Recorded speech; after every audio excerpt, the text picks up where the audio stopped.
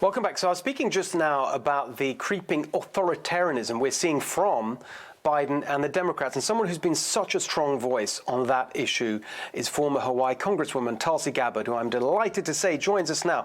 Aloha, Tulsi. Happy New Year. How are you doing? Aloha, Steve. It's always good to talk to you. Happy New Year to you as well. So look, you've spoken out against this. It seems to be getting worse. The particularly chilling thing was this new I don't know what to call it, this frightening new move from the Justice Department. We saw the Deputy Attorney General earlier talking about anyone who is anti-authority being part of this move against domestic violent extremists. What do you make of that? Yeah, Steve, I think it's really important to bold, highlight, and underline what he said. We have the Deputy Attorney General of the United States speaking to the American people about how they are standing up a domestic terrorism unit to support their efforts to target those who hold anti-government or anti-authority ideologies. When we stop and think about that for a second, what does that really mean? The authorities in our government, the Biden administration, are targeting Americans for holding anti-authority views. That is authoritarianism. And what does that mean to us here at home? We're supposed to just sit back passively, follow along, put those blinders on, and do whatever they tell us to do? That undermines the heart of our democratic republic. That undermines the essence of our Constitution, which says we have the freedom to challenge our authorities. We have the freedom to stand and protest, to ask questions, to demand accountability and answers. And if we lose that freedom, and this is where they're exposing their anti-liberty, anti-democracy mindset, which is so dangerous, because if we lose that, then we no longer have a democracy.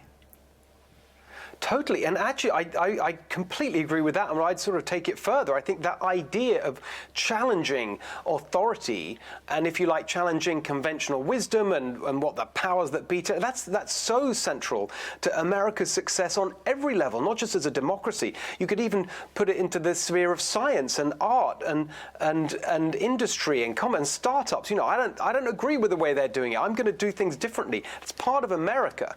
Why do you think that the Democrats have so readily lurched into this authoritarianism? You know, Steve, I think it comes from fear. Fear of losing this power that they are at least, you know, pretending to hold on to. Fear that people will question the decisions that they're making. Fear that those who challenge their authority are a direct threat to their power. And that is what is so dangerous, because it's coming from a place of fear rather than a place that is rooted in the fabric, in the heart, the essence of the Constitution of the United States of America, the very document that guides us and you know, reminds us who we are and what this country is all about. And when people are motivated by fear of losing power, you see the kinds of results that we're seeing, where they're willing to say or do whatever they feel they need to hold on to it, forgetting about the American people. Yeah. Right. I mean, it's so fantastic that you're speaking out so strongly on it. There's another issue that you've been in the lead on. It's a big issue. I know we don't have too much time, but I just would love your take, because it's very much emerging as a big story, which is the whole situation.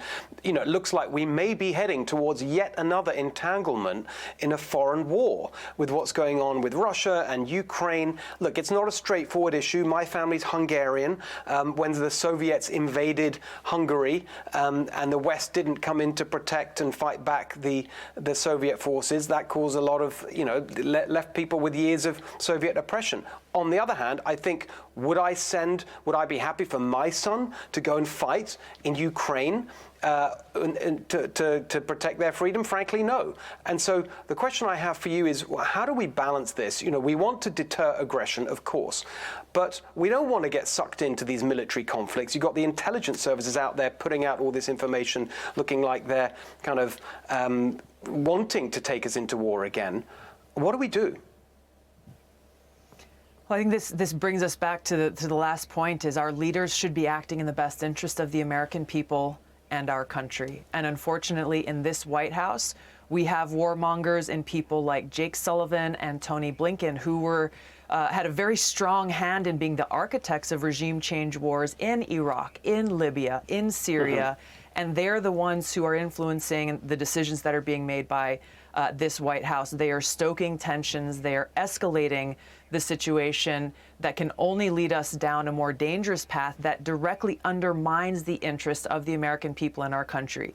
Let's be real about what we're dealing with here, Steve. We're talking about the United States and Russia, two great nuclear-armed powers in the world. There is only one place that conflict ends. That ends in destruction of this world and life as we know it. Don't be naive. Don't be shy about pointing out exactly what is at stake. And that's what the American people need to know. And that's what people in the White House and leaders in Congress from both sides of the aisle refuse to tell them the truth about. Very, very well said. We've got to kind of calm it all down. It goes back to what we were saying earlier. He talks about lowering the temperature, Biden.